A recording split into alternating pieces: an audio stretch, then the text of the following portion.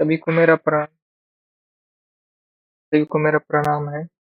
और एक क्लास हमारी NTA UGC net paper one की हो चुकी है, जिसमें हमने परिचय मात्र पढ़ा था। और आज से जो है हम जो टीचिंग एप्टीट्यूड जो पूरी तरह से शुरू कर रहे हैं। तो सभी को मेरी आवाज आ रही है? एक बार सभी लोग मैसेज कीजिए। एक बार सभी लोग लाइव जुड़ जाइए।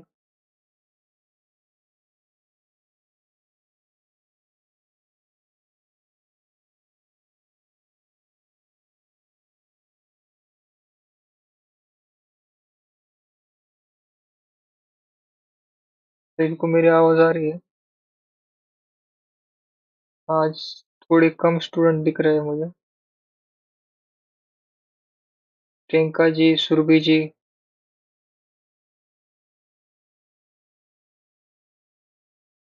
तो आज हम पेपर वन की क्लास शुरू कर रहे हैं। ये क्लास हमारी हो गई थी परिचय की। तो उसमें हमने क्या पढ़ा था, एक बार रिवीजन कर लेते हैं।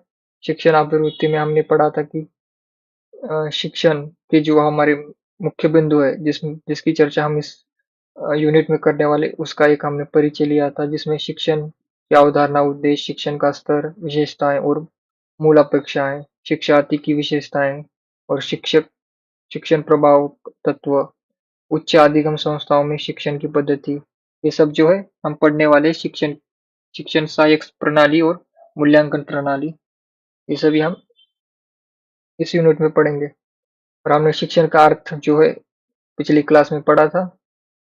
और हमने ये दो व्याख्या भी क्लार्क की और स्मिथ की भी पढ़ी थी। और पेज ने कहा था शिक्षण कला व विज्ञान दोनों है। और शिक्षण की प्रकृति क्या है, इसके बारे में भी हमारी चर्चा हो चुकी थी। शिक्षण एक व्यापक प्रक्रिया है जो विद्यार्थियों के संज्ञानात्मक, भावात्मक तथा कार्यात्मक पक्षों को अभिप्रेरित करता है। ये टीचिंग का नेचर है। फिर हमने यहाँ तक पढ़ा था शिक्षण कला तथा विज्ञान दोनों है। यहाँ तक हमारी जो है क्लास हुई थी, लास्ट क्लास। तो उसमें हमने पढ़ा था कि जहाँ अनुभव आता है वहां पर कला है, और जहाँ पर नियोजन, मूल्यांकन और क्रमबद्धता आती है वहां पर विज्ञान है। और शिक्षण में ये दोनों पद्धतियों का प्रयोग किया जाता है, इसी कारण से हम शिक्षण को कला तथा विज्ञान कहते हैं। मैंने आपको बहुत से अलग भी उदाहरण दिए थे, जैसे भाषा, हमारी हिंदी भाषा जो है कला भी है और साथ ही साथ विज्ञान भी है। तो उसी प्रकार से जैसे भाषा कला विज्ञान है, उसी प्रकार से जो है शिक्षण भी कला और विज्ञान दोनों का मिश्रण है। तो आज से हम इसके आगे पढ़ेंगे। शिक्षण निर्देशन की प्रक्रिया है। तो शिक्षण जो है निर्देशन की प्रक्रिया है। निर्देशन यानी कि हम एक डायरेक्शन देते हैं, हम एक निर्देशन देते हैं कि इस प्रकार से जो है शिक्षा होनी चाहिए। तो उसमें शिक्षण निर्देशन के 6E+S, ये जो अंग्रेजी के लिए, हमारी हिंदी के लिए नहीं है। तो यहाँ पर जो है 6 जो है ई है और एक ही एस है, तो इसलिए 6E+S प्रारूप पर आधारित होता है। ये प्रारूप विभिन्न शिक्षण संस्थाओं के शिक्षकों के साथ परामर्श के पश्चात विकसित किया गया। शिक्षण के 6E+S प्रारूप निम्नलिखित है। तो हिंदी में ऐसा है नहीं 6E और S, उसका अनुवाद हमने अलग किया है हिंदी में। तो हिंदी में क्या होता है, एक तो सबसे पहले संलग्नता, दूसरा है अन्वेषण, तीसरा है व्याख्या, चौथा है विस्तृत, और पांचवा है मूल्यांकन, छठा है विस्तार, और सातवां है मानक। संलग्नता यानी कि एंगेज करना विद्यार्थियों को। एनिमेशन एनिमेशन ये एक, आप जब सेकंड यूनिट पढ़ोगे शोधावृत्ति, तो शोधावृत्ति में एक शब्द आएगा एनिमेशन। एनिमेशन का एक अर्थ होता है शोध, रिसर्च। रिसर्च के लिए ये शब्द प्रयोग किया जाता है, एनिमेशन। गवेषणा, शोध, इसको एक्सप्लोर करना, खोजना, इसका अर्थ है। और तीसरा है व्याख्या। व्याख्या में एक्सप्लेन करना होता है, हमें व्याख्या करनी होती है। फिर विस्तृत, और फिर मूल्यांकन, और विस्तार, और मानक, यानी कि एक स्टैंडर्डाइजेशन करना, वो है मानक रूप। शिक्षण निर्देशन की प्रक्रिया में ये जो 7 पिलर्स होते हैं, संलग्नता होनी चाहिए, अन्वेषण होना चाहिए, व्याख्या होनी चाहिए, विस्तृत होना चाहिए, उसका मूल्यांकन किया जाना चाहिए, विस्तार होना चाहिए और मानक होना चाहिए। इस प्रकार से हम शिक्षण निर्देशन की प्रक्रिया देख सकते हैं, जिसमें 6 ई है और एक एस है। आगे बढ़ते हैं हम, शिक्षण सामाजिक तथा व्यवसायिक प्रक्रिया है।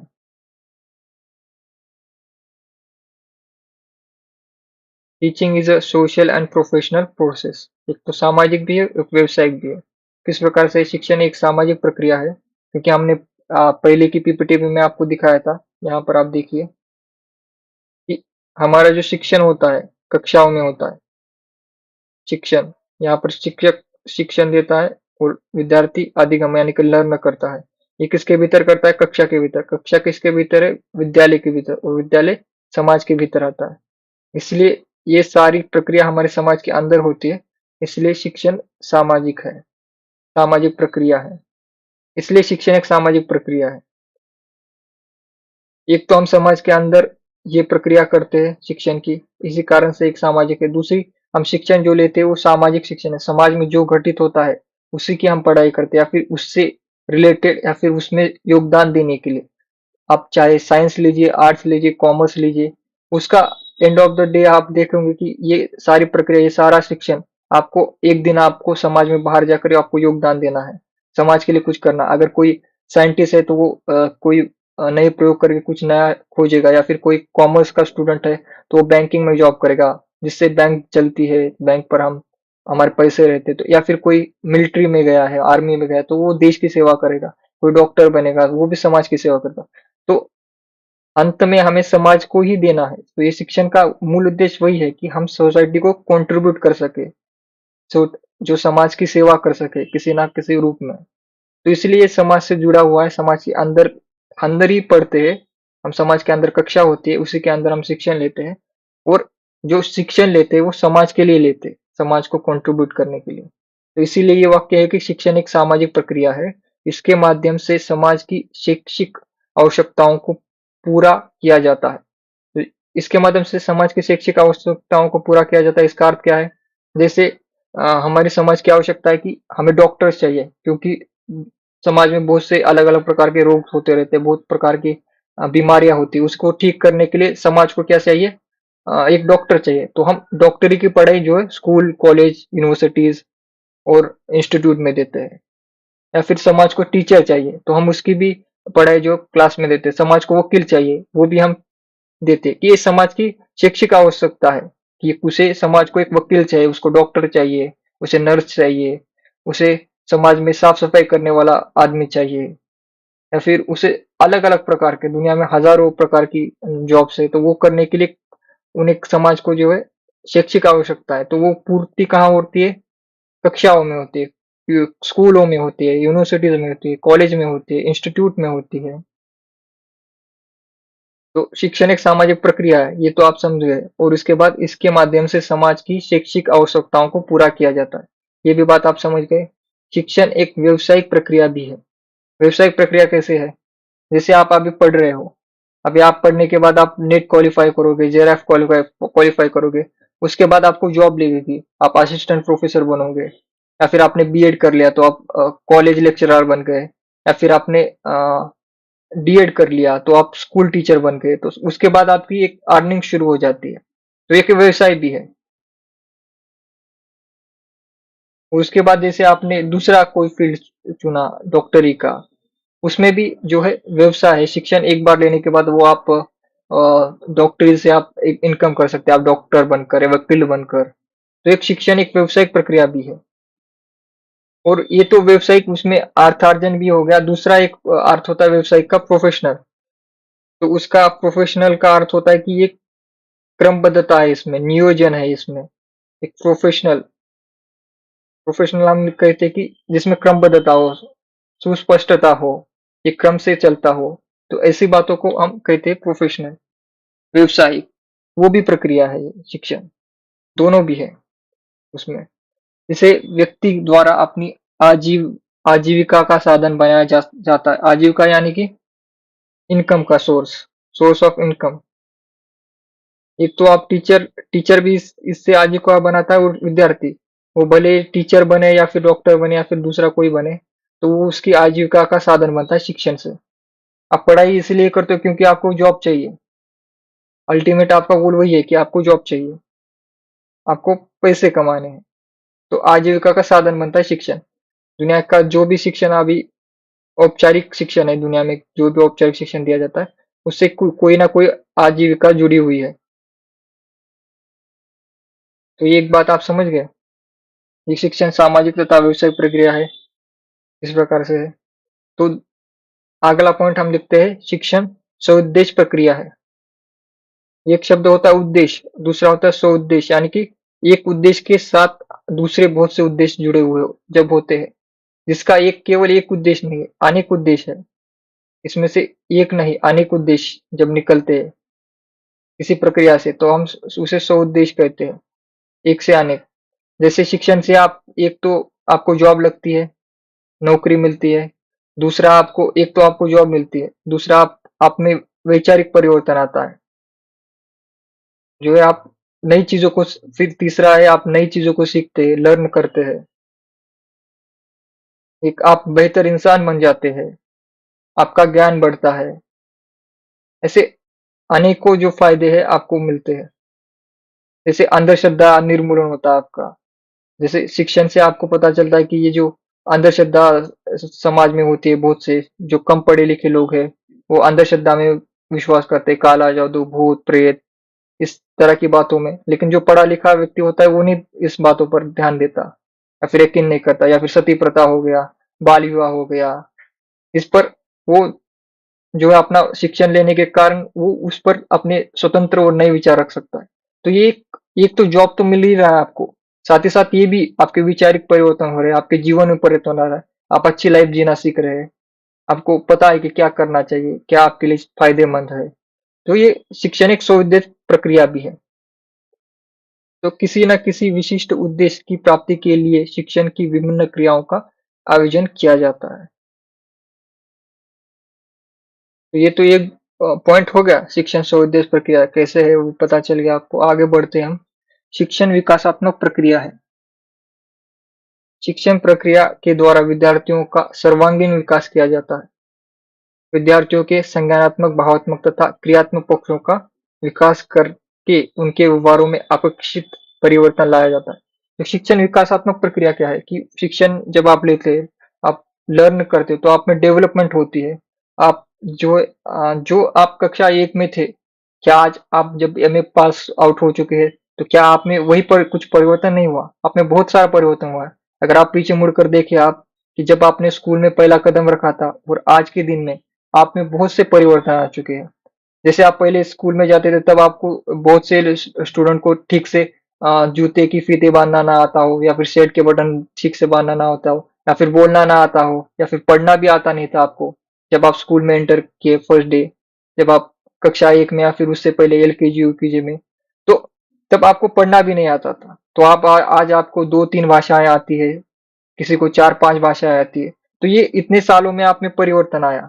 एक तो इसमें ज्ञान में परिवर्तन आया, दूसरा आपके व्यवहार में परिवर्तन आया। आपने सीखा बड़ों से कैसे बातें करते हैं, अपने शिक्षक से कैसे बातें किया जाता है, समाज में कैसे व्यवहार करना है आपको। या फिर आप इतने वर्षों में सीख कर ये सीख गए कि आपको पैसे कैसे कमाने हैं, आपको नौकरी कैसे मिल सकती है, आपको किन किन विषयों का अध्ययन करना चाहिए, ये सारे आपको मिल गए। उसके बाद आप समाज में कैसे आपको रहना है, सोसाइटी में, आपके परिवार में, आपके पड़ोसी, आस पड़ोसी से कैसे बातें करनी, ये सारे विकासात्मक प्रक्रिया जो है धीरे धीरे आपके अंदर डेवलप हो जाते हैं शिक्षण से।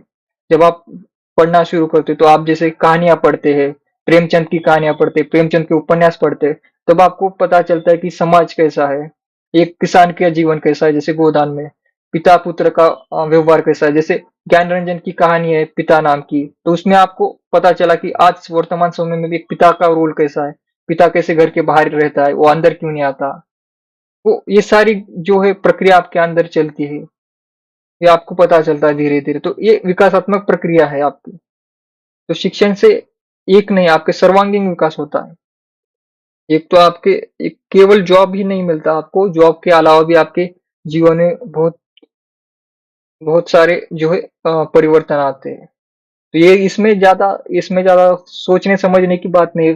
फर्स्ट यूनिट में, टीचिंग एप्टीट्यूड में, ये सिर्फ समझ पर आधारित है, आपको समझना है। आपको ये पेपर पढ़ते समय खुद को टीचर समझना है। एक टीचर समझकर अगर आप ये पेपर पढ़ोगे या फिर फर्स्ट यूनिट पढ़ोगे तो आपको सीधा समझ आएगा। कभी भी टीचिंग एप्टीट्यूड के कोई भी प्रश्न आपको आए तो आपको यह सोचना है कि मैं एक टीचर हूँ और इस प्रश्न का मुझे क्या उत्तर देना है। तो बहुत से ऐसे प्रश्न, ज्यादातर प्रश्न टीचिंग एप्टीट्यूड से ऐसे आते हैं कि इस समय टीचर क्या करेगा, इस पर टीचर की क्या प्रतिक्रिया है। तो आपको खुद को टीचर मानकर ही इसको पढ़ना है, और उत्तर देते समय भी आपको मानना है कि आप कक्षा में हो, आपके सामने सारे स्टूडेंट्स है, ऐसे समझकर ही आपको उत्तर भी देना है। अगर ऐसे आप अपने मन में बिठाओगे तो आपके बहुत से गलत होने वाले क्वेश्चन भी सही हो जाएंगे। तो आपके दृष्टिकोण को आपको बदलना है, ये खास करके टीचिंग एप्टीट्यूड यूनिट पढ़ते समय आपको एक छात्र की दृष्टि से नहीं, एक शिक्षक की दृष्टि से भी सोचना है। और जब छात्र की बात आती है तब छात्र की दृष्टि से भी सोचना है आपको। तो इस यूनिट में आपको दोनों ओर से सोचना है, दोनों दृष्टिकोण रखनी है आपको। तो तब जाकर आप जो है इस चैप्टर को समझ पाओगे। इसमें मुश्किल कुछ भी नहीं है। टीचिंग एप्टीट्यूड सबसे आसान यूनिट है, इससे आसान कुछ भी नहीं, हिंदी साहित्य से भी आसान है ये। तो आप एक बार सिर्फ इसे रटना नहीं है, टीचिंग एप्टीट्यूड को रटना नहीं है, आपको इसको अंदर लेना है आपके, क्योंकि आगे भविष्य में आप सभी को टीचर बनना है। तो इसको आत्मसात करना है आपको, इस सारी बातों को। तो हमने 3 पॉइंट पढ़े। एक तो शिक्षण सामाजिक तथा व्यावसायिक प्रक्रिया है, दूसरा है शिक्षण स्वउद्देश्य प्रक्रिया है, तीसरा है शिक्षण विकासात्मक प्रक्रिया है। तो शिक्षण सामाजिक यानी कि एक सोशल है, क्योंकि समाज से जुड़ा हुआ शिक्षण है। व्यवसायिक क्यों है? क्योंकि उसमें अर्थार्जन है।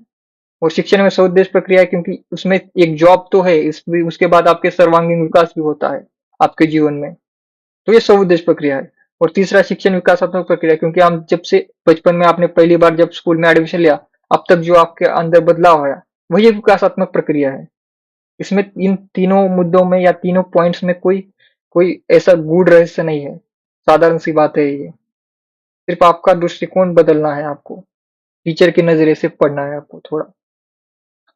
आगे बढ़ते हम, शिक्षण तार्किक प्रक्रिया है। विद्यार्थियों की विषय वस्तु तथा पाठ्यचर्या का विश्लेषण तार्किक आधार पर ही किया जाता है। तो शिक्षण क्या है? तार्किक है, लॉजिक लगाया जाता है शिक्षण में। तो आपको जब भी पढ़ाना होता है या फिर जब भी आपको आंसर देना होता है तो आप क्या करते हैं? तर्क लगाते हैं, इसका उत्तर क्या होगा। तो वही लॉजिक जो है शिक्षण में भी अप्लाई होता है। तो विद्यार्थियों की विषय वस्तु तथा पाठ्यचर्या का विश्लेषण तार्किक पद्धति से, जैसे आपको कोई उदाहरण देना है, आपका ये सिलेबस है, तो आप ये सिलेबस में समझाते समझाते आपको इसके एक उदाहरण दूंगा, समाज से, सोसाइटी से, कहानी से। तो यही तर्क है, तर्क दूसरा कुछ नहीं। एक तर्क देना कि ये किस प्रकार से सही है बात, इसको बताने के लिए मैं उदाहरण दूंगा, कहानियां बताऊंगा, कोई स्टोरी बताऊंगा खुद की। तर्क देकर जो है आपको पढ़ाना, यही है टीचिंग की एक लॉजिकल प्रोसेस। तो आगे बढ़ते हैं हम, शिक्षण औपचारिक के साथ साथ अनौपचारिक प्रक्रिया भी है, जो कि हमने लास्ट क्लास में पढ़ा था हमने कि अनौपचारिक और औपचारिक की बातें। मैंने आपको प्रश्न भी पूछा था कि हमारे जो स्कूल कॉलेज यूनिवर्सिटीज में जो अ, हम पढ़ाई करते हैं वो औपचारिक है या अनौपचारिक। वहां पर सभी लोगों ने सही जवाब दिया था कि वो औपचारिक शिक्षण है, और जो समाज से हमें मिलता है वो अनौपचारिक है। तो शिक्षण प्रक्रिया को बेहतर और सारगर्भित बनाने के उद्देश्य से विद्यालय में और विद्यालय के बाहर शिक्षण कार्यक्रम संचालित किए जाते हैं। तो औपचारिक क्या है? औपचारिक में रहता है, औपचारिक में स्कूल आते हैं, और अनौपचारिक में क्या आता है? समाज आता है अनौपचारिक में। इसमें क्या है? समाज।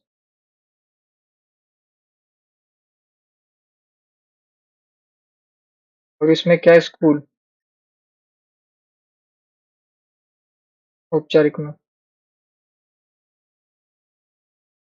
स्कूल, कॉलेज, यूनिवर्सिटी, इंस्टीट्यूट, जो भी कहो आप, तो औपचारिक शिक्षण में आते हैं। अनौपचारिक में समाज आता है, परिवार आता है, आस पड़ोसी आते हैं।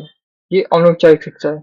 आपके पिताजी आपको समझाते हैं कि जीवन कैसा जीना है, आपकी माता जी, आपके परिवार वाले आपके आस पड़ोस वाले, जब आप 10वीं कक्षा में फेल हो जाते हो तो आपको फोन आते हैं। तो अनौपचारिक शिक्षा में आते हैं आपके आस पड़ोस के और आपके फैमिली में से। तो जिससे आप बहुत ज्यादा परेशान होते हैं, एजुकेशन से आप बहुत ज्यादा परेशान होते हो, वो अनौपचारिक है, क्योंकि समाज देता है वो।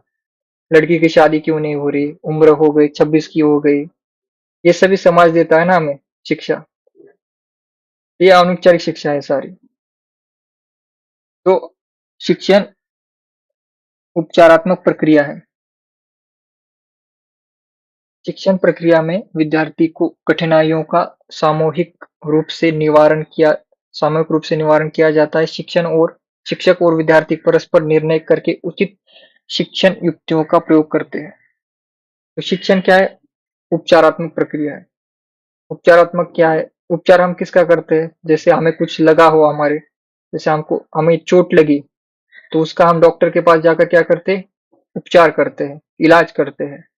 वैसे ही शिक्षा में विद्यार्थियों के मन में अनगिनत सवाल होते हैं, विज्ञान को लेकर, ज्ञान को लेकर, भाषा को लेकर, अपने विषय को लेकर।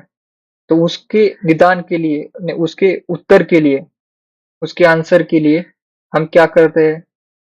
शिक्षक के पास जाते हैं, और शिक्षक उनको इस प्रकार से पढ़ाता है, इस प्रकार से उसके एक तो पहले शिक्षक उसका लेवल देखता है, किस प्रकार का लेवल का छात्र है, कमजोर छात्र है, मीडियम छात्र है, या फिर एकदम होशियार छात्र है। तो उस प्रकार से पहले तो उसका निदान करता है कि समस्या क्या आ रही है, विद्यार्थी किस लेवल का है। उसके बाद वो उसे उसकी भाषा में बताता है। शिक्षक हमेशा अपनी भाषा का भी प्रयोग नहीं करता, शिक्षक अपने विद्यार्थियों की भाषा प्रयोग करता है। विद्यार्थियों को किस प्रकार से समझ आता है, तो उसकी भाषा में कहेगा। अगर विद्यार्थियों की उम्र अभी 26-27 साल की विद्यार्थी अगर हो हमारे क्लास में, तो उनको उस जमाने के उदाहरण देने पड़ते हैं जिस जमाने के वो है। जैसे अगर कोई 5वीं 6ठी का स्टूडेंट है, तो उसको कार्टून्स के, डोरेमोन्स के, निंजा हथौड़ी के ऐसे उदाहरण देकर समझाना पड़ता है, क्योंकि वो बच्चा है, छोटा है, स्कूल जाता है, कार्टून्स देखता है। लेकिन जो बड़े बच्चे हैं, जो 25-26 के, वो टिकटॉक देखते हैं, रील्स देखते हैं, तो उनको उस प्रकार के उदाहरण देने पड़ते हैं, उस पर उनकी भाषा में बोलना पड़ता है। ये साइन लैंग्वेज जो आती है, जो नई नई लैंग्वेज आती है, जो व्हाट्सअप वाली लैंग्वेज में जो बात करते हैं आजकल के विद्यार्थी, तो उनकी भाषा में शिक्षक को बोलना पड़ता है, जिससे वो समझे, जिससे कनेक्ट कर पाए कि ये शिक्षक भी हमारे जैसा ही है, अलग नहीं है। तो इस प्रकार से जो उपचारात्मक प्रक्रिया शिक्षण में होती है।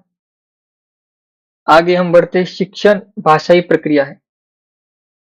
शिक्षण में संकल्पनाओं, तथ्यों, सिद्धांतों तथा सामान्यीकरण का बोध भाषा के प्रयोग द्वारा ही संभव होता है। शिक्षण प्रक्रिया में भाषा शिक्षक और विद्यार्थी के मध्य सेतु का कार्य करती है। तो ये देखिए इंपॉर्टेंट पॉइंट है। शिक्षण भाषाई प्रक्रिया है। बिना भाषा के कोई शिक्षण नहीं हो सकता। दुनिया में जो भी औपचारिक शिक्षण दिए जाते हैं, चाहे वो इंजीनियरिंग का हो, मेडिकल का हो, लॉ का हो, कॉमर्स का हो, साहित्य का हो, या फिर ज्योग्राफी हो, हिस्ट्री हो, इन सभी में आपको एक कॉमन दिखेगा। मैथ में भी आपको लैंग्वेज दिखेगी, क्योंकि जब प्रश्न पूछता है तो उसपे कुछ ना कुछ हिंदी या फिर इंग्लिश में उसको प्रश्न देना ही पड़ता है। लैंग्वेज मैथ में भी आती है, साइंस में भी आती है, लॉ में भी आती है, लिटरेचर में भी आती है। बिना लैंग्वेज के आप पढ़ा नहीं सकते, बिना लैंग्वेज के शिक्षण संभव नहीं है। तो शिक्षण एक भाषाई प्रक्रिया है। बिना भाषा के कोई सब्जेक्ट तैयार नहीं हो सकता, कोई ज्ञान तैयार नहीं हो सकता, औपचारिक ज्ञान। तो इसीलिए यहाँ पर ये शिक्षण प्रक्रिया में जो भाषा है, भाषा क्या करती है? शिक्षक और विद्यार्थी के बीच एक सेतु का काम करती है। इन दोनों दोनों को जोड़ता कौन है? शिक्षक और विद्यार्थी को।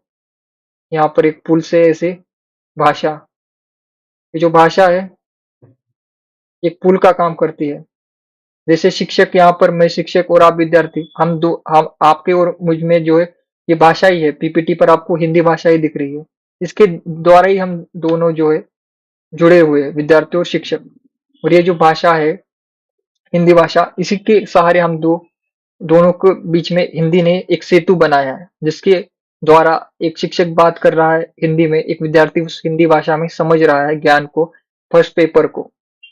तो शिक्षण भाषाई प्रक्रिया, बिना भाषा के जो है शिक्षण नहीं दिया जा सकता। आप कल्पना कर सकते हैं बिना भाषा की किसी एक शिक्षण को? नहीं कर सकते। बिना भाषा के शिक्षक क्या बोलेगा और विद्यार्थी क्या समझेगा? अगर आप ये कहेंगे कि शिक्षक हाथों से कुछ इशारे करके पढ़ाएगा, तो उसे साइन लैंग्वेज कहते हैं, वो भी एक भाषा ही है। जो हम हाथों से, हमारे शरीर के अलग-अलग हाव-भाव से जो बताते हैं, वो भी भाषा के अंदर ही आता है। वो अलग भाषा है, कायिक भाषा है वो, शरीर की भाषा, शरीर से बात को बताना।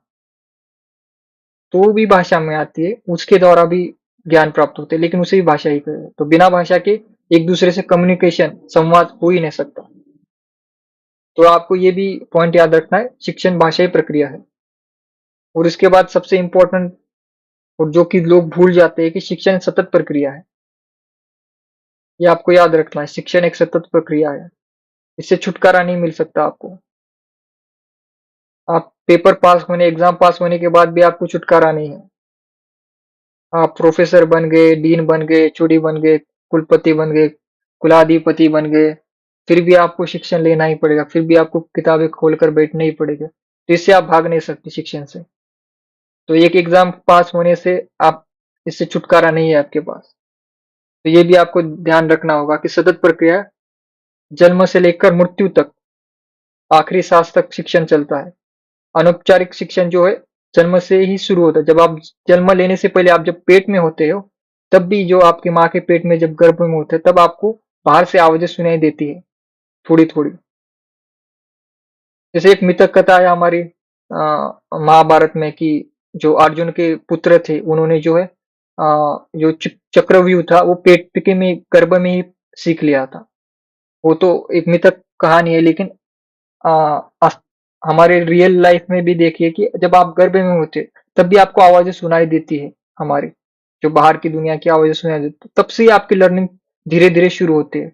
और जब आप जन्म लेते हो, उसके बाद आप जो भी आपकी मातृभाषा है, बोली भाषा है, वो आप सुनते हो, तो जन्म के 2-3 साल बाद आप अपनी मातृभाषा बोलना सीख जाते हो। कैसे सीखते हो? क्योंकि आपने जन्म से लेकर ही उसे सीखना शुरू कर दिया। भले ही आप सुन रहे थे, आपने किताब कलम लेकर आप नहीं बैठते, लेकिन वो अनौपचारिक शिक्षा जो है, आप हँसते-खेलते, बैठे-बैठे सीखते रहते हो, सुनते-सुनते। तो ये सतत प्रक्रिया होती है। अनौपचारिक शिक्षण तो आपके जन्म से लेकर मृत्यु तक चलता ही है। औपचारिक शिक्षण भले आप 10वीं 12वीं एमए, पीएचडी तक लेकर उसके बाद छोड़ दो। लेकिन शिक्षण जो है सतत प्रक्रिया, अनौपचारिक शिक्षण तो आपकी मृत्यु तक चलेगा ही। और आप खास करके जो साहित्य के विद्यार्थी जिनको टीचिंग में जाना है, उनके साथ तो ये आपको पता ही है, एक टीचर को तो हमेशा ये पढ़ना ही पड़ता है। चाहे वो प्रोफेसर बन जाए, कुलाधिपति बन जाए, कुछ भी बन जाए, तो उसको तो पढ़ना ही होता है। किताबें तो उसको खोलनी ही पड़ेगी। तो आप तो उस फैकल्टी में हो, उस क्षेत्र में हो, जहाँ पर आपकी औपचारिक और अनौपचारिक दोनों ही जो है सतत की प्रक्रिया है। आपकी औपचारिक शिक्षण भी आपको बहुत, रिटायरमेंट तक तो कम से कम लेना ही पड़ेगा, जब तक आप रिटायर्ड नहीं होते कॉलेज से, यूनिवर्सिटी से, तब तक तो आपको औपचारिक शिक्षण लेना ही है। अनौपचारिक शिक्षण तो आपका जीवन भर चलता ही रहेगा।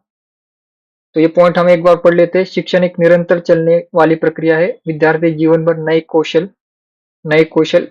कौशल यानी कि स्किल, नए कौशल, ज्ञान, क्षमताओं तथा अपने अनुभवों से कुछ ना कुछ सीखता ही रहता है। तो अब आगे बढ़ेंगे। आगे है शिक्षण के उद्देश्य। शिक्षण के उद्देश्य क्या है? हमें क्यों पढ़ना है? क्यों हमारे माता-पिता ने हमें कॉलेज में डाला है, हमको पढ़ना ही नहीं है, फिर भी क्यों? इतना टॉर्चर क्यों करते हैं हमें? पढ़ो, पढ़ो। उसके उद्देश्य हम यहाँ पर आगे पढ़ेंगे। यही कारण है कि आपके माता-पिता आपको पढ़ने के लिए भेजते हैं स्कूल में, कॉलेज में, यूनिवर्सिटी में। तो क्या है उसमें? सामाजिक व मानवीय मूल्यों को विकसित करना। एक तो क्या है, आपके सामाजिक और मानवीय मूल्य आपके विकसित होते हैं। आप इंसान बनते हो। अंग्रेजी में इसे जेंटलमैन कहते हैं ना, जेंटलमैन बनने की प्रक्रिया स्कूल से मिलती है आपको। तो ये शिक्षण की एक उद्देश्य है, 100 उद्देश्य में से एक उद्देश्य है। बहुत से उद्देश्यों में से एक उद्देश्य सामाजिक व मानवीय मूल्यों को विकसित करना। उससे क्या होगा, आप जब समाज में जाओगे तो आपको एक अच्छा व्यक्ति माना जाएगा। तो ये एक उद्देश्य होता है शिक्षण का। एक अनपढ़ व्यक्ति और एक पढ़े लिखे व्यक्ति में आपको डिफरेंस पता चलता है जब वो जब बात करना शुरू करता है या जिस प्रकार से वो बैठता है, जिस प्रकार से वो खाना खाता है, जिस प्रकार से वो बातें करता है। तो एक पढ़े लिखे और अनपढ़ में आपको फर्क मिलता है, फर्क सीधा सीधा आपको दिखता है। एक पढ़े लिखे का जीवन कैसा है और जो नहीं पढ़ता उसका जीवन कैसा है। जैसे देवरानी जेठानी आपके सिलेबस में उपन्यास भी है। तो उसमें आपने देखा कि पढ़े लिखे और अनपढ़ होने का क्या नुकसान और फायदे हैं। तो उसी प्रकार से जो है सामाजिक व मानवीय मूल्यों को विकसित क्या करता है, शिक्षण करता है, एजुकेशन करता है। दूसरा क्या उद्देश्य है शिक्षण का, शारीरिक व मानसिक विकास। शारीरिक और मानसिक विकास, शारीरिक विकास कैसे, जैसे पीटी की क्लासेस होती है आपके स्कूल में, बहुत से स्कूलों में अब बंद हो गई है, बहुत से स्कूलों में चलती है। जैसे हम जब बचपन में स्कूल में थे तब हमारा एक लेक्चर होता था जहाँ पर हम खेलते ही थे, सिर्फ 1-2 घंटे खेलने का एक लेक्चर होता था। तो उसमें अलग अलग प्रकार के खेल खेलना, इससे जो हमारा शारीरिक विकास होता था, जो कि बचपन में विद्यार्थियों के लिए काफी महत्वपूर्ण है कि उनका शारीरिक विकास हो। तो सारे स्कूलों में, जो भी अच्छे स्कूल है उनमें खेलने के अलग से क्लासेस होते हैं, उनके लिए अलग से टाइम दिया जाता है कि इस समय में सारे विद्यार्थियों के आपको गार्डन में या फिर जो भी प्ले ग्राउंड से वहां पर उनको खेलना ही है, कंपलसरी है। उससे शारीरिक तो विकास हो जाएगा, उसके साथ आपकी मानसिक विकास, जो कि आपकी कक्षाओं के अंदर आपको पढ़ाया जाता है, अलग अलग सब्जेक्ट्स पढ़ाए जाते हैं, उससे आपका मानसिक विकास होता है।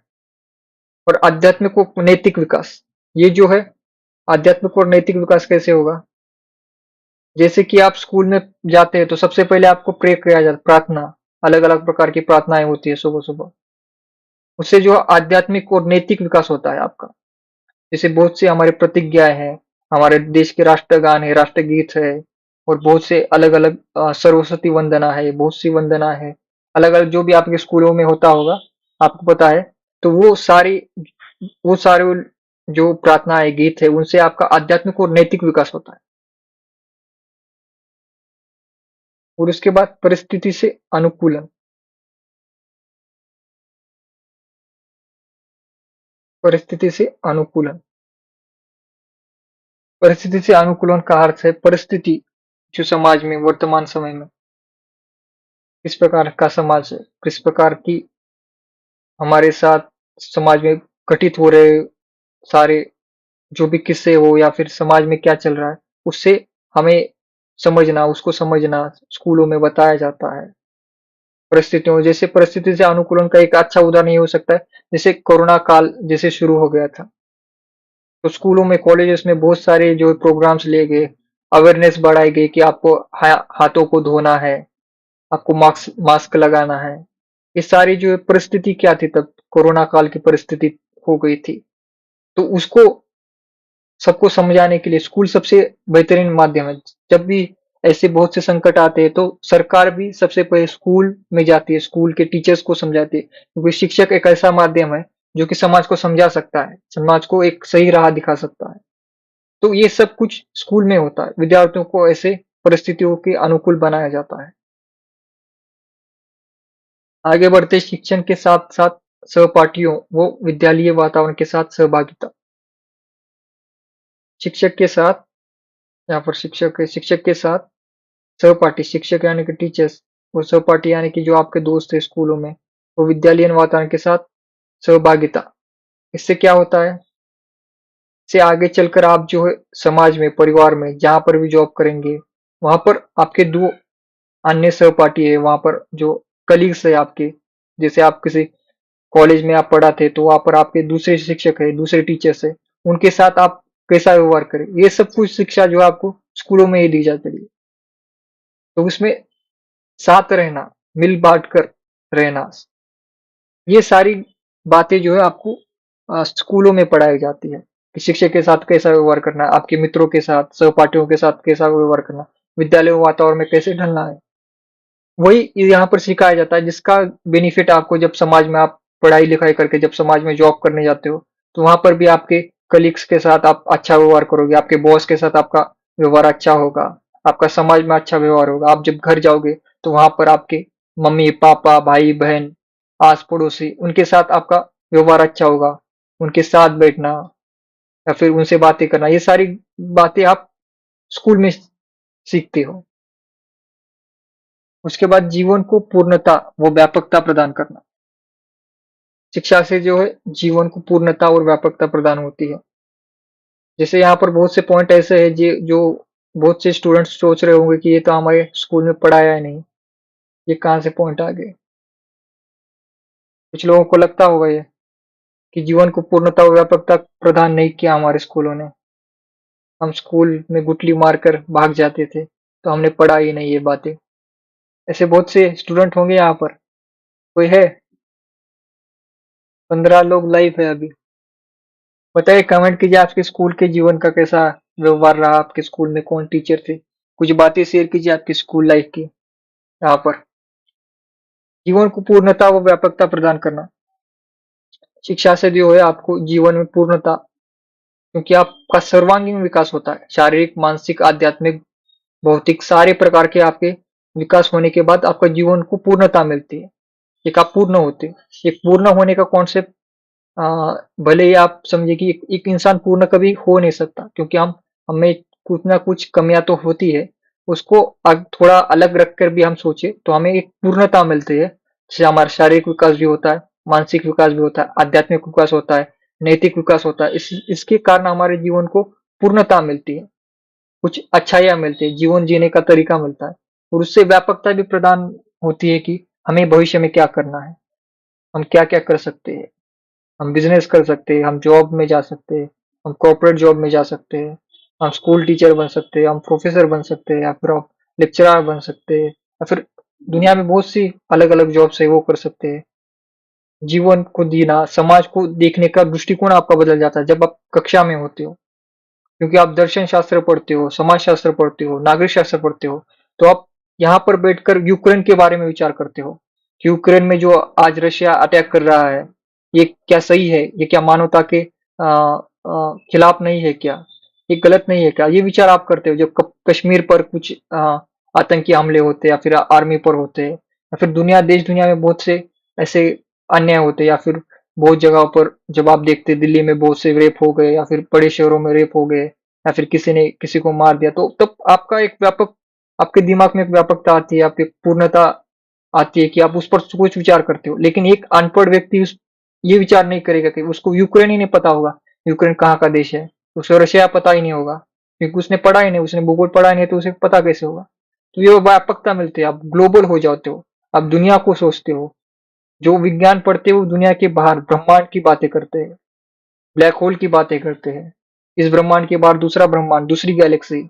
इसकी व्यापकता आपकी बढ़ जाती है, सोचने विचारने का जो आपका तरीका होता है वो बढ़ जाता है। लेकिन एक जो जो व्यक्ति पढ़ा ही नहीं, वो ब्लैक होल के बारे में सोचेगा, वो गैलेक्सी के बारे में सोचेगा, वो मिल्की वे के बारे में सोचेगा? नहीं सोचेगा।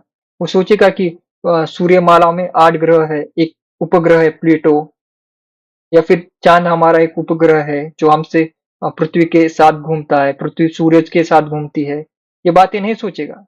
लेकिन एक पढ़ा लिखा व्यक्ति सोचेगा। तो ये व्यापकता मिलती है आपके जीवन में। और आगे जो कि सबसे इम्पोर्टेंट है, ज्यादातर लोग इसी के लिए आए होंगे, पैसे के लिए, पढ़ाई में। जो जीविकोपार्जन यानी कि पैसे कमाना, क्योंकि सबसे बड़ा तो रुपया ही है, सबको पता है। बहुत से गीत भी इस पर बने हुए हैं कि जीवन में सबसे बड़ा तो रुपया ही है। और बहुत से स्टूडेंट, मैक्सिमम स्टूडेंट तो इसीलिए पढ़ते हैं क्योंकि उनको नौकरी चाहिए, सरकारी नौकरी चाहिए। क्योंकि सरकारी नौकरी नहीं मिलेगी तो कोई बाप अपनी बेटी नहीं देगा। 3 डेज का डायलॉग है उस प्रकार से। तो सबसे इम्पोर्टेंट, सबका पसंदीदा टॉपिक, पॉइंट, पैसा। तो शिक्षा से क्या मिलता है हमें? जो उपार्जन के लिए हमें धन मिलता है, पैसे मिलते हैं, इनकम होती है।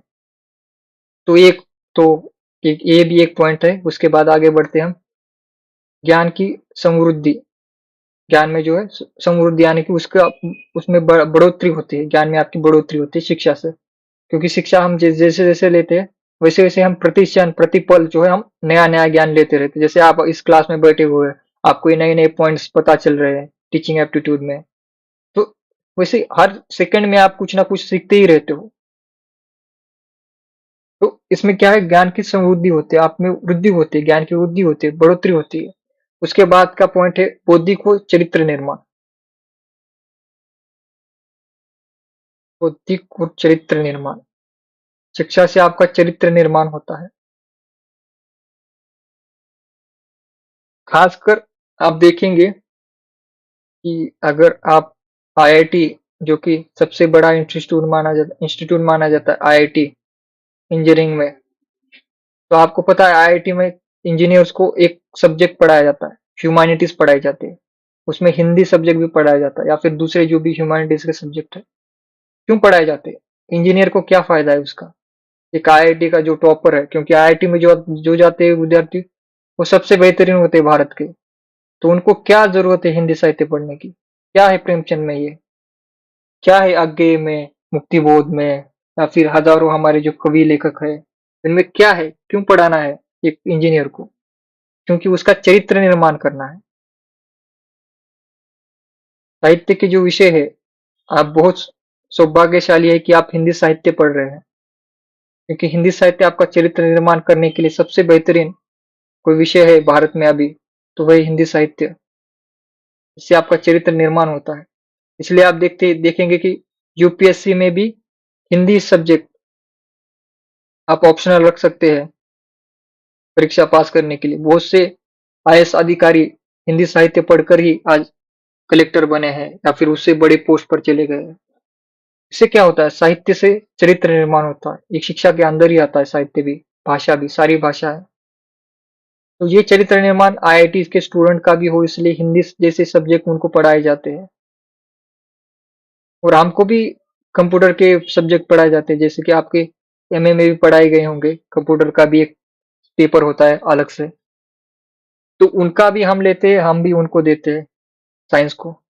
क्योंकि शिक्षा आपको मैंने बताया था विज्ञान और कला दोनों है। तो बौद्धिक और चरित्र निर्माण एक शिक्षा का जो है उद्देश्य है। और हम आखिरी उद्देश्य पढ़ लेते हैं, आपसी सहयोग व भातृत्व की भावना का विकास। तो सहयोग, सबका सहयोग, भातृत्व यानी कि भाईचारा, भाईचारे का जो भाव हो हम में। क्योंकि आप जब शिक्षा में आते हैं, आप पढ़ाई लिखाई करते हैं, तब आपके क्लास में, जैसे इस क्लास में देखिए, एक स्टेट के लोग नहीं है, कोई यूपी से है, कोई बिहार से है, कोई राजस्थान से है, कोई मध्य प्रदेश से है, अलग अलग राज्यों से है। फिर अलग अलग धर्मों से है, कोई सिख होगा, कोई ईसाई होगा, कोई मुसलमान होगा, कोई हिंदू होगा। और उसके साथ अलग अलग जातियों के भी है, बहुत सारी जातियों के है, लेकिन हम सभी आज एक साथ है, साथ में बैठे हुए, साथ में पढ़ रहे हैं। तो इससे क्या है, आपसी सहयोग बढ़ रहा है, भाईचारा बढ़ रहा है। तो शिक्षा एक एक माध्यम है जिससे जो जो देश में बुराइयां चलती है, नफरतें चलती है, धर्म धर्म में एक दूसरे धर्मों के साथ जो लड़ाइयां चलती है, इसको मिटाने का एक ही उपाय है कि शिक्षा। जितने ज्यादा हम लोगों को शिक्षित शिक्षा देंगे, उनको एजुकेट करेंगे, तो उतने ही ज्यादा जो है समाज में क्राइम कम होगा। जिन राज्यों में देखिए, जिन राज्यों में साक्षरता का प्रमाण कम है, जिन राज्यों में कम पढ़े लिखे लोग हैं, उन राज्यों में आप देखेंगे चोरी ज्यादा होती है, खून खराबा ज्यादा होता है, वहां पर बलात्कार ज्यादा होते हैं, लूट मार ज्यादा होती है। वहां पर दहशत हमेशा रहती है कि घर से बाहर निकलो तो घर में वापस नहीं आ सकते। लेकिन वहीं जहां पर ज्यादा पढ़े लिखे लोग हैं, साक्षरता का ज्यादा संख्या में लोग साक्षर है, तो ऐसे डेवलप राज्य देखिए, वहां पर चोरी कम होती है, वहां पर ऐसे डाका कम डाला जाता है, वहां पर कोई बंदूक लेकर बाहर नहीं घूमता, वहां पर ऐसे बलात्कार के केसेस कम आते हैं, ये सारी कम होते हैं, वहां पर दंगे कम होते हैं, हिंसा कम होती है, जातिवाद कम होता है, दो धर्मों के बीच में लड़ाई कम होती है। जब शिक्षित लोग होते हैं, तो अगर नेताएं भले ही बोल दे कि ये धर्म वो धर्म, ऐसे बोलकर आपको भड़का नहीं सकते। जब आप शिक्षित हो, तो ये शिक्षा का सबसे महत्वपूर्ण और आज के वर्तमान समय में जो है सबसे महत्वपूर्ण अगर कोई पॉइंट हो, तो ये है आपसी सहयोग व भ्रातृत्व की भावना का विकास। ये हमारे देश में होना बहुत जरूरी है कि हम दो धर्मों में देश को ना बांटे, दूसरे धर्म से ईर्ष्या ना रखे, द्वेष ना रखे, गुस्सा ना रखे। इससे इससे जो है आखिर में जो है हमारा ही घर जलता है, दूसरे का घर जलाने जब जाते हैं तो खुद का भी घर जल जाता है साथ में। तो ये सारा जो है शिक्षा का जो है उद्देश्य है, शिक्षा के उद्देश्य है। तो हम शिक्षा के उद्देश्य पढ़ने के बाद हम शिक्षण की विशेषताएं पढ़ेंगे। शिक्षण के उद्देश्य पढ़ने के बाद हम शिक्षण के विशेषताएं पढ़ेंगे। क्या विशेषता है? विशेषता है प्रगतिशीलता। शिक्षण से क्या है? प्रगतिशीलता आती है, विचार में बदलाव होते हैं। प्रगतिशीलता का अर्थ क्या है? जैसे कि राजा राम मोहन राय आप देखेंगे कि जब उनकी भाभी को जो है सती प्रथा के कारण उनको जलाया गया, उनके भाई के निधन के बाद उनकी भाभी को जलाया गया उनके आंखों के सामने ही। तो तब राजा राम मोहन राय को विचार आया कि ये क्यों हो रहा है समाज में अन्याय। और उनके मन में ये विचार आने का कारण क्या था? क्योंकि वो शिक्षित थे, उन्हें बहुत से ग्रंथों का अध्ययन किया था, उन्हें पढ़ाई लिखाई की थी, वो पढ़े लिखे थे, इसलिए प्रगतिशील थे, इसलिए उनमें नए विचार आए। तो इसलिए राजा राम मोहन राय ने फिर ये स्त्रियों पर जो भी अन्याय होते थे, सती प्रथा होता था, इनको बंद करने के लिए बहुत से काम किए। जैसे महाराष्ट्र में आप देखेंगे ज्योतिबा फुले, सावित्रीबाई फुले, ये भी ये पढ़े लिखे लोग थे दोनों भी। क्योंकि सावित्री बाई फुले जो पहली महिला है, शिक्षित महिला है, उन्होंने जब अपने पति से पढ़ाई लिखाई सीखी, उन्होंने अक्षर पहले सीखा, ओ आई ये सब कुछ सीखकर वो पढ़ी लिखी हो गई। फिर उनके मन में विचार आया कि केवल मैं ही क्यों पढ़ी लिखी रहूं, समाज में सारी स्त्रियां पढ़ी लिखी होनी चाहिए। तो उन्होंने पहला स्कूल खोला। तो ये क्या है? प्रगतिशीलता है। जब आप शिक्षा लेते हो, जब एक स्त्री पढ़ लिख गई तो उन्होंने सारी स्त्रियों को जो एजुकेट किया। जब सावित्रीबाई फुले जब पढ़ लिख गई तो उनके बाद आने वाली सारी जनरेशन जो है, आज के वर्तमान समय में देखेंगे कि आज तो हमारे हिंदी साहित्य में 90% स्त्रियां ही जो है विद्यार्थी है, छात्र है। यहाँ पर भी आप क्लास में देखोगे तो 90% फीमेल्स है और 10% मेल्स है। तो ये जो बदलाव है ये शिक्षा के कारण ही आया। तो शिक्षा की विशेषताएं क्या है? उसमें प्रगतिशीलता है, हमारे विचारों में बदलाव आते हैं। और उसके बाद उसके बाद क्या करते हैं हम कि समाज में परिवर्तन लाते हैं। उसके बाद विद्यार्थी शिक्षक सहयोग। इसके इसका अर्थ क्या है कि विद्यार्थी और शिक्षक में एक मधुर संबंध बनता है। जो पहले बनता था आज भी एक एक सीमा में हम देखेंगे कि भारत के भी जो विद्यार्थी है, भारत के विद्यार्थी, उनमें शिक्षक के प्रति जो आदर है वो वेस्टर्न कल्चर से बहुत अभी भी बहुत ही आगे है। यहाँ पर जो आदर किया जाता है शिक्षक का, शिक्षक के पैर छुए जाते हैं, ये जो आपको इंडिया के बाहर नहीं दिखेगा। ये इंडियन एजुकेशन है। तो ये जो एजुकेशन है, शिक्षक और विद्यार्थी का संबंध कैसा होना चाहिए, शिक्षक का आदर करना, वो आदर आप बाद में समाज में जाकर अपने पिता को देंगे, अपने चाचा को देंगे या फिर अपने से बड़े लोगों को देंगे। तो ये जो सहयोग का है, विद्यार्थी शिक्षक सहयोग, ये शिक्षण की एक विशेषता है। आगे क्या है? विद्यार्थी क्रियाशीलता की उपस्थिति। तो विद्यार्थी जो है क्रियाशील यानी कि एक्टिव होता है, उसमें नए नए प्रयोग करने, नई नई भावनाएं, नई नई कुछ चीजें सीखने की जो क्रियाशीलता पैदा होती है, वो जो है विद्यार्थियों में शिक्षण के द्वारा ही हो सकती है। उसके बाद संवेगात्मक स्थिरता की उपस्थिति। तो उसमें क्या है? हमारे मन के मस्तिष्क के अंदर एक स्थिरता पैदा होती है शिक्षण से। हम जब शिक्षण लेते हैं, एक पढ़ा लिखा व्यक्ति स्थिर होता है। अगर आप उसको दोस्त उल्टी सीधे गाली दे लेकिन वो पढ़ा लिखा है तो वो शांत रहेगा। जैसे आप गौतम बुद्ध को देखते हैं, अगर उनके सामने कोई अनपढ़ व्यक्ति गया और वो गुस्से में कुछ भी बोलने लगा तो वो कुछ नहीं बोलेगा। जो एक पढ़ा लिखा व्यक्ति है वो शांत रहेगा। तो ये जो बदलाव है ये शिक्षण से होता है, ये शिक्षण की विशेषता है। प्रभावी नियोजन। एक पढ़ा लिखा व्यक्ति प्रभावी नियोजन करता है, टाइम टेबल बनाता है। अगर जैसे हम कहीं बाहर भी जा रहे हैं घूमने, जैसे 10-12 लड़के हमारे कक्षा के गोवा घूमने चले गए, लेकिन वो पढ़े लिखे थे तो उन्होंने सारा प्लानिंग बना दिया कि इस दिन को निकलेंगे, इतने दिन रहेंगे, इस बीच पर घूमेंगे, फिर इस दिन वापस आएंगे। और वहीं कोई अनपढ़ व्यक्ति गया गोवा घूमने तो उसे उसे पता नहीं कब जाएगा, रात में निकला, वहां पर सुबह सुबह 6 बजे पहुंचा और वहां पर कोई होटल ही नहीं मिला उसको रुकने के लिए, तो वो रोड पर ही है, रोड पर ही सो रहा है। तो ये परिवर्तन होता है, ये शिक्षा का प्रभाव होता है। जो प्रभावी नियोजन कर सकता है वो शिक्षित व्यक्ति होता है। तो उसके ये फायदे हैं उसके लिए। तो लोकतांत्रिक आदर्शों के अनुकूल जो पढ़ा लिखा व्यक्ति होता है वो लोकतंत्र में मानता है। और दुनिया की सबसे बड़ी लोकतांत्रिक देश कौन सा है? दुनिया का सबसे बड़ा लोकतांत्रिक देश जो कि बार बार कहा भी जाता है, भारत। भारत जो है दुनिया का सबसे बड़ा लोकतांत्रिक देश है।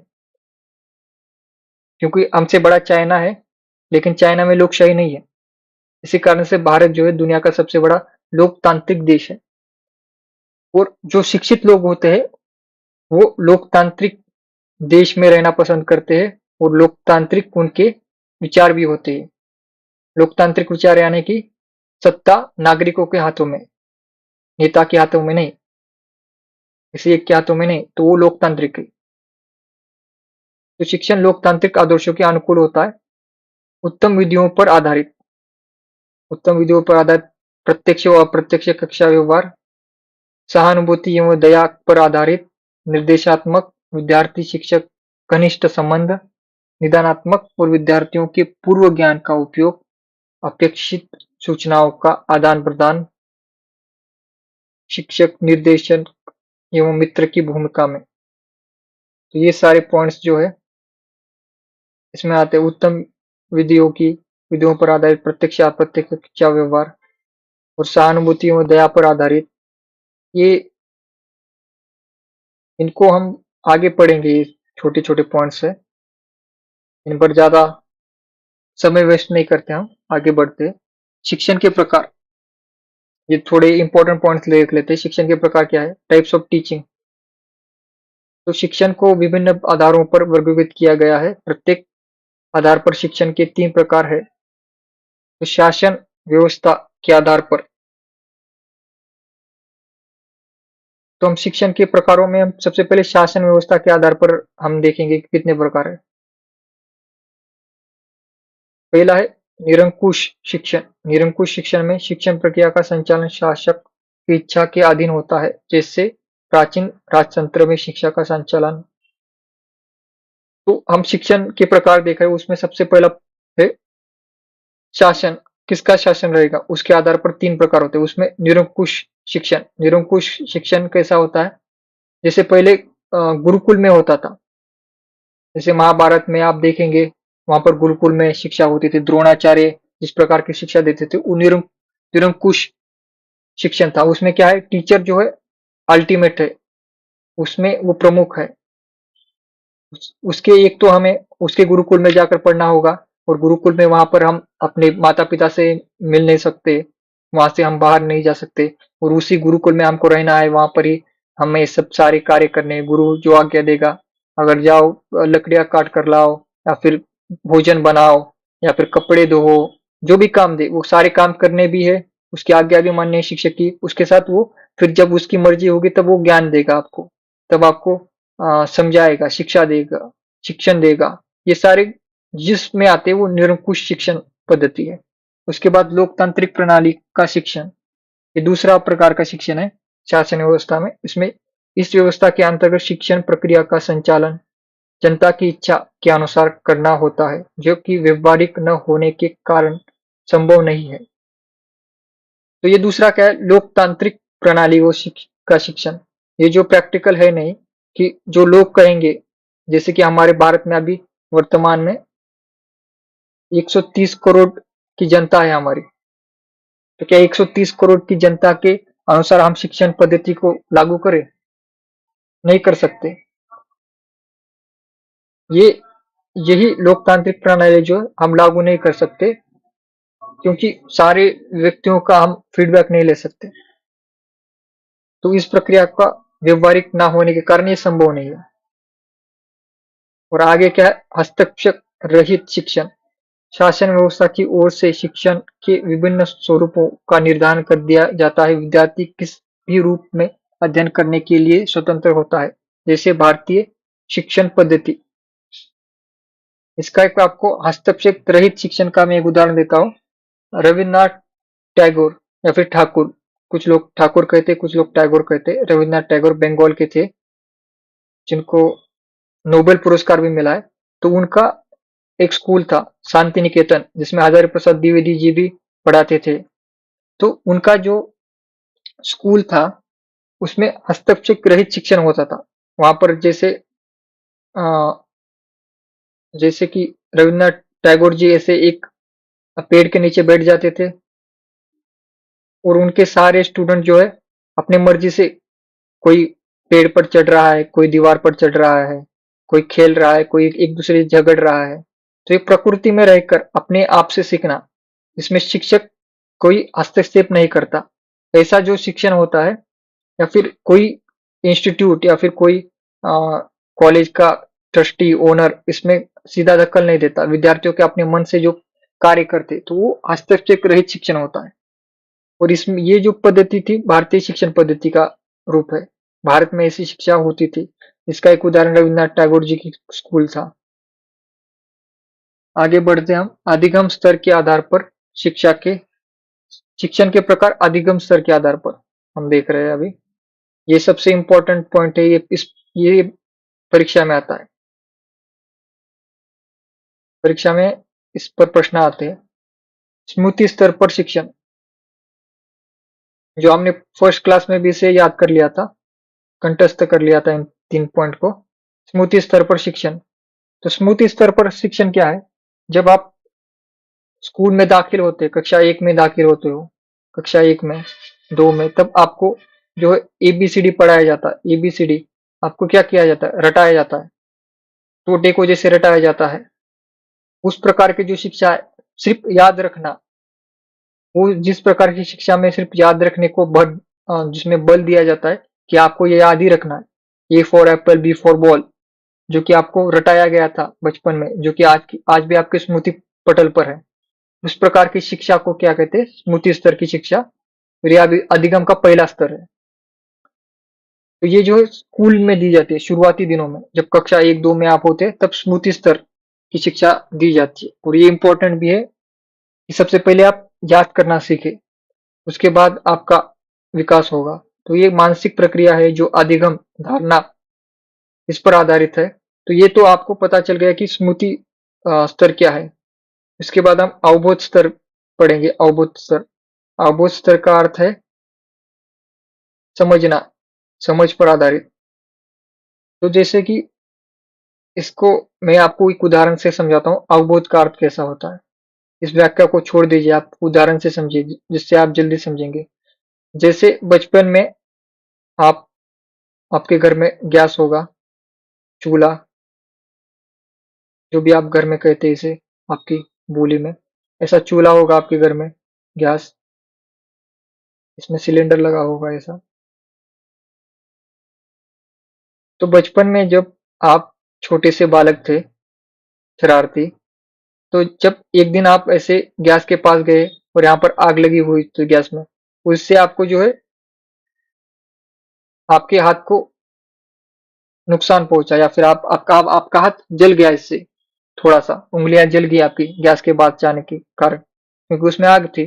तो आप जल गए, तो आपकी मम्मी आ गई वहां पर और आपको बहुत मारा, जैसे कि इंडियन मॉम्स मारती है सबको झाड़ू से, बेलन से। तो बहुत मारा, आपकी बहुत कुटाई हुई।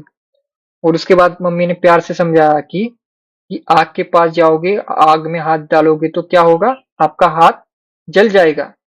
तो ये आपको बचपन में सबको सीख मिली होगी कि आपके आग में जो अगर हाथ डालोगे तो आपका हाथ जल जाएगा। तो जैसे जैसे आप बड़े हो गए, जैसे कि आज आप एमए में आ गए हैं, आप बड़े बच्चे हो गए, बड़े हो चुके हैं, आपको अगर मैं आज बोलूं कि जाओ आग में कूद जाओ या फिर गैस में हाथ रखो, तो आप रखोगे क्या? नहीं रखोगे, क्योंकि इस चीज का आपको हो गया है, अवबोध हो गया है, समझ गए हो आप इस बात को। एक तो आपने स्मृति में रखा कि इसे गैस कहते हैं, इस चीज को गैस कहते हैं, इस चित्र को, इस सिलेंडर को सिलेंडर कहते हैं, जो आग दिखती है लाल कलर की, ब्लू कलर की, उसे आग कहते हैं। ये तो स्मृति में डाल दिया। और फिर अवबोध में क्या डाला आपने? मस्तिष्क में, कि इसमें अगर आप हाथ डालोगे तो आपका हाथ जल जाएगा। ये अवबोध स्तर है, समझना चीजों को। तो ये स्तर आपका डेवलप होता है धीरे धीरे। तो इस व्याख्या से आप समझ गए होंगे स्मृति स्तर क्या है, अवबोध स्तर क्या है, इन दोनों में अंतर क्या है। तो एक बार आप किसी चीज का बोध ले लेते हो तो भविष्य में आपको वो चीज करने नहीं पड़ती। जैसे आज आप कोई आज जितने भी कक्षा में अभी लाइव है, इसमें से कोई भी लड़का आग में नहीं कूदेगा, कोई भी लड़की आग में नहीं कूदेगी, क्योंकि उसे पता है, क्योंकि वो जल जाएगी। ये कैसे सीखा आपने? जब पहला आप जब बचपन में आपने आग में हाथ डाला, तब आपने देखा कि इससे आपका हाथ जल जाता है, तो आपने वो अवबोध किया, सीख लिया। तो ये है अवबोध स्तर। और इसके आगे है विमर्श स्तर, जिसे चिंतन स्तर कहा जाता है। ये सबसे बड़ा,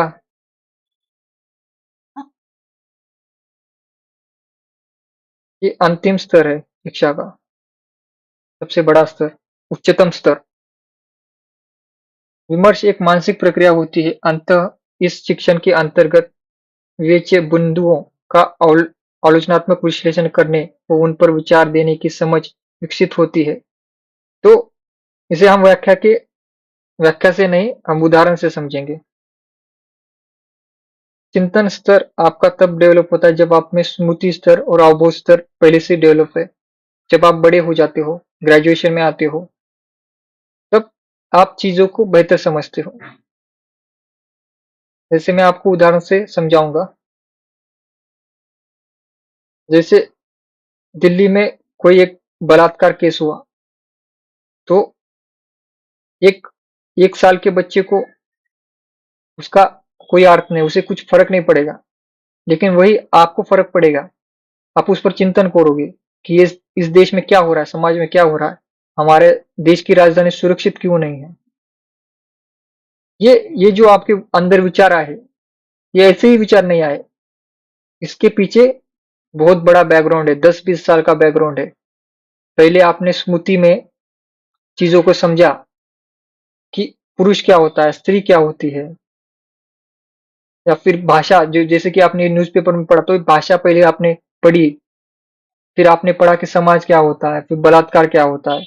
एक एक कक्षा एक के छात्रों का आप पूछोगे तो उसे नहीं पता होगा, लेकिन आपको पता है ये क्या है, क्योंकि ये सब कुछ आपने पहले पढ़ा है, आपने पहले स्मृति में डाला, इन सारी चीजों को स्मृति में डाला, फिर उसमें अवबोध किया, फिर उसका बोध हुआ कि स्त्री क्या होता है, पुरुष क्या होता है, उसके संबंध क्या होते हैं, नुकसान क्या होता है, फायदा क्या होता है, दुख क्या होता है, सुख क्या होता है, ये सारी चीजों का आपने बोध लिया।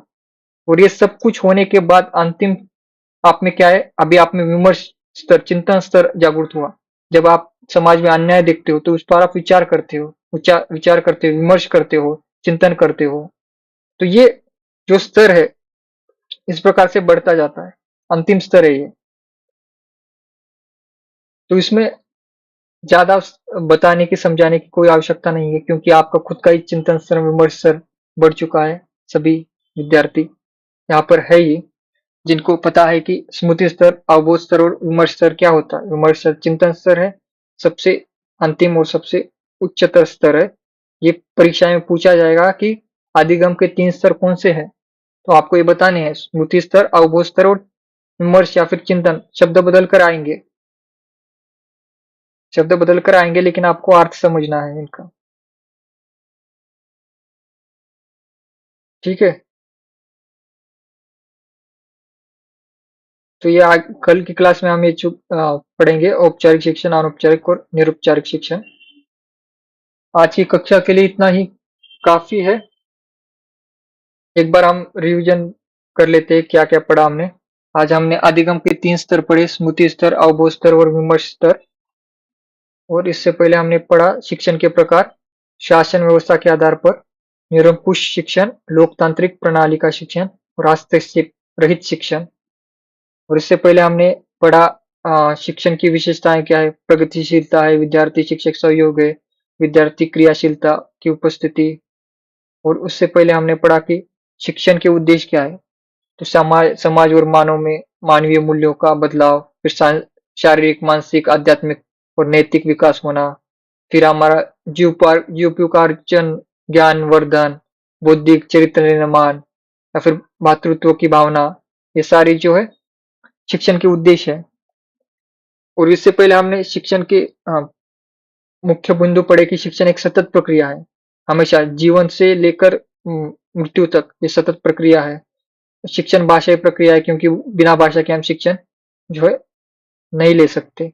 शिक्षण उपचारात्मक प्रक्रिया है, क्योंकि कोई जैसे हमने डॉक्टर का उदाहरण दिया, जैसे हमें चोट लगने के बाद डॉक्टर उपचार करता है, उसी प्रकार से शिक्षण में जो भी विद्यार्थियों को अ, जो भी समस्याएं आती है, जो भी प्रश्न आते हैं, उसका उपचारात्मक निदान को कौन करता है? शिक्षक करता है। उसका आंसर कौन देता है? शिक्षक करता है। तो शिक्षण एक उपचारात्मक प्रक्रिया है। शिक्षण औपचारिक के साथ साथ अनौपचारिक प्रक्रिया भी है। शिक्षण जो औपचारिक हमने पढ़ा कि स्कूल में जो है औपचारिक है, समाज में जो है अनौपचारिक है। शिक्षण तार्किक प्रक्रिया है, तार्किक यानी कि लॉजिकल, उसमें लॉजिक लगाया जाता है शिक्षण में। इससे पहले हमने पढ़ा शिक्षण विकासात्मक प्रक्रिया, क्योंकि शिक्षण में जैसे हम स्कूल में जाते तो हमें धीरे धीरे विकास होने लगता है, डेवलपमेंट होने लगती है। जैसे हम कक्षा 1 में थे, वैसे हम एमए में नहीं है। हमें बहुत सारा बदलाव आ चुका है, हमें बहुत सारा विकास हो चुका है। देश में भले ही विकास ना हो रहा हो, लेकिन हमारे अंदर तो विकास हो ही रहा है। तो शिक्षण में विकासात्मक प्रक्रिया है। तो धीरे धीरे कक्षा 1 से 2, 3, 4, 5, फिर ग्रेजुएशन किया, पोस्ट ग्रेजुएशन किया, तो उसमें क्या है? शिक्षण में विकासात्मक प्रक्रिया है, तो हमारे अंदर विकास हुआ। उससे पहले हमने क्या पढ़ा? शिक्षण स्वउद्देश्य प्रक्रिया। शिक्षण में एक उद्देश्य नहीं, शिक्षण में अनेक उद्देश्य है, जो कि उद्देश्य हमने आगे पढ़े भी, ये विशेषताओं में और उद्देश्यों में। ये उद्देश्य जो है, यही उद्देश्य जो है स्वउद्देश्य में आते हैं। तो शिक्षण एक स्वउद्देश्य प्रक्रिया है। फिर इससे पहले हमने पढ़ा शिक्षण सामाजिक तथा व्यावसायिक प्रक्रिया है, क्योंकि शिक्षण से हमारा सामाजिक विकास होता है, और व्यावसायिक यानी कि हमें एक तो आर्थिक उपार्जन, आजीविका के लिए पैसे मिलते हैं, हमारे जीवन जीने के लिए पैसे मिलते हैं, तो व्यावसायिक भी है। और सामाजिक इसलिए कि हम समाज में रह सकते हैं उससे अच्छे तरीके से, तो ये सामाजिक भी है। इससे पहले हमने पढ़ा शिक्षण निर्देश की प्रक्रिया है, और उसमें निर्देशों में ये हमने 7 पॉइंट्स पढ़े, और जिसमें संलग्नता थी, अन्वेषण था, व्याख्या थी, विस्तृत था, फिर मूल्यांकन, विस्तार और मानक, ये पढ़ा था। और इससे पहले वाली जो क्लास हुई थी हमारी परसों वाली, शुक्रवार को शायद, तो शिक्षण कला तथा विज्ञान ये है। ये एक इम्पोर्टेंट पॉइंट है, मैंने आपको कहा था। इस पर प्रश्न भी आ सकता है, शिक्षण कला है या फिर विज्ञान। तो आपको कहना है कला भी है, विज्ञान भी है, दोनों भी है। तो ये सारे पॉइंट्स आज हमने पढ़ा, और कल इसके आगे पढ़ेंगे हम। तो सभी लोग को एक बार मैं कमेंट देख लेता हूँ। सीमा जी, रेखा जी, देवव्रत जी, कौन कौन है? स्नेहा जी है, सिंह जी है। सभी लोग जो है कमेंट कीजिए क्लास को।